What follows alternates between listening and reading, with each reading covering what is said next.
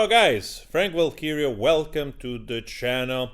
So let's talk about Andrew Tate a little bit on longer format. You notice that we're doing shorter videos reporting the truth on the case. Matter of fact, now Monday, they're starting another week of bringing those people in front of the police and the DCUT for further investigation. I mean, the first red flags started to really go off when I noticed that this whole period of detention, right? It's been postponed already for another 30 days, that there is a chance to postpone it up to 180 days. We learned from the new lawyer this is the most severe form of detention when actually there are no charges filed against an individual, which really starts to raise all kinds of red flags, honestly. I haven't been shy in criticizing Andrew Tate on past videos that I've done also, because of course there is stuff of the online persona which they're very cringy. Right, I watched also now the last couple of days videos of Bruce Rivers, the criminal lawyer, sharing his opinion. I've also made a video on this whole like webcam course that he talked about online in the past, and that's very cringy stuff, like not defensible by any means, obviously. But of course, my thought there is that might be just a facade, just me like a persona that he's playing that actually allowed him to become the Andrew Tate you know today, this sort of like boisterous personality, pseudo mob. You know, I've never met anybody that brags about being a mob that was actually a real mob, but it feels like there is this much branding involved of controversy that allowed him to be this person, sell courses, sell t-shirts, making money, and so on and so forth. So obviously that's, let's say, the more unpleasant part. But there is also a part where he advocates for men. He says a lot of things for which they're good. You know, you have to be fair, like, and unbiased to judge something separately. And you see this and you go like, okay, I cannot stand behind this, right? I listen to this, okay, I can stand behind this. The whole issue here now is that this guy is being accused of something. Some of those accusations are, of course, very serious. The grape accusation is something very serious.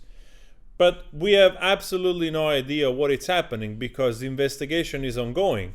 I hear people saying like, oh, but investigation can take forever. It's not true. I don't think investigation of this type should take forever. And also because the prosecutor in this case claimed that they have all kinds of evidence. And they've had all kinds of evidence for 9 months. Still, they're bringing those people right now, they're in front of the prosecutor or the police doing further interview and going maybe through the phones, I don't know what. To me, that's kind of suspicious. At least they could have just, you know, you can also send somebody home with the bracelet, 24-hour surveillance. That's it. So I don't see why such a stringent measure when you're unsure, actually, if you're going to be able to get them on something.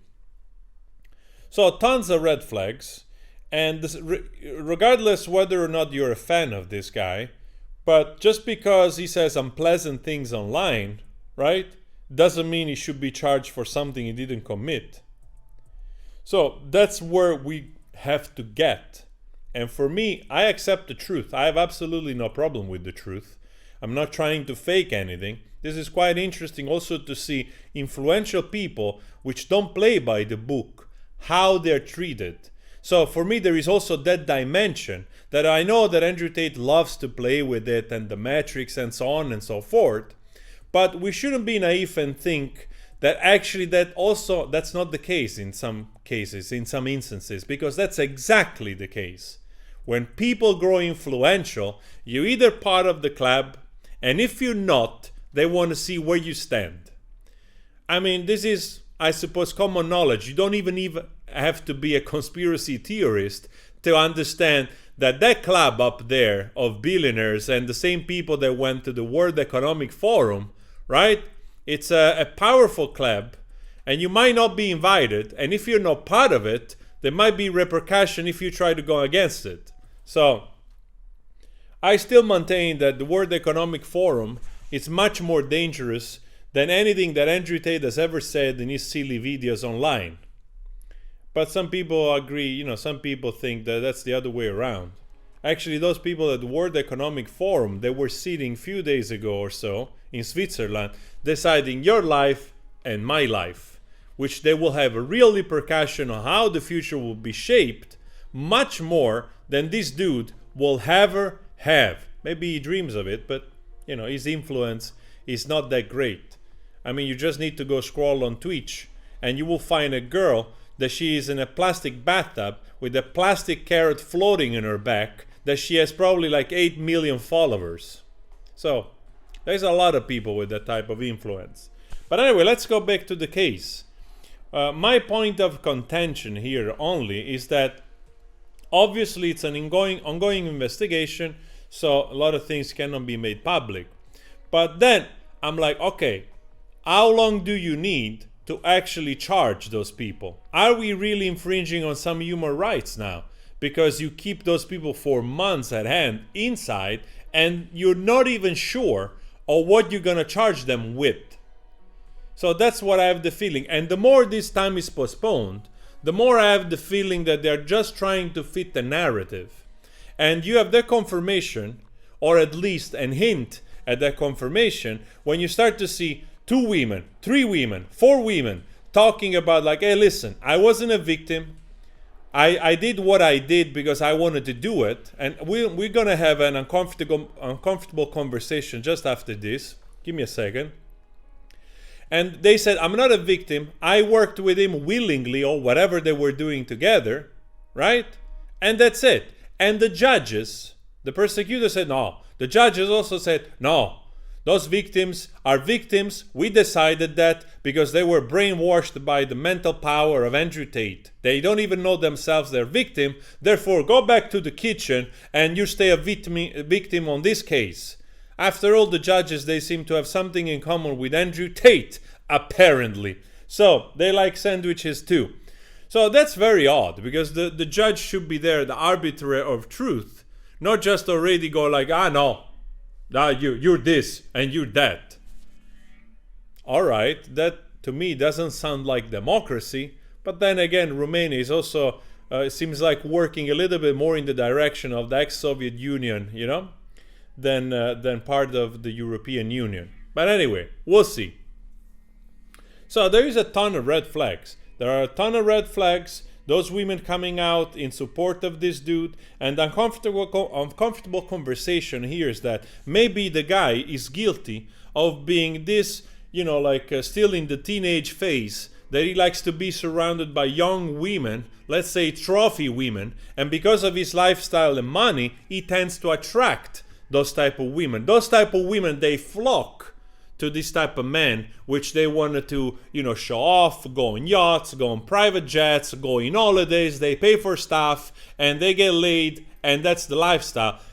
This is probably the oldest thing ever in this type of circles. And I'm not justifying it, I'm not saying it's right or wrong, but this happens all the time. That doesn't mean that a crime is taking place.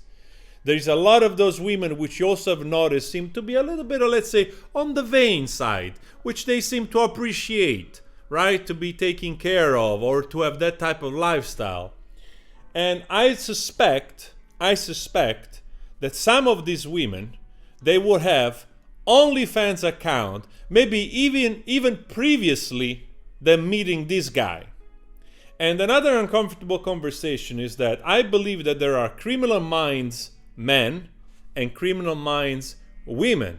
You put them together, and if Andrew Tate was doing what he's accused of doing, like running a webcam business, then honestly they should charge also the women.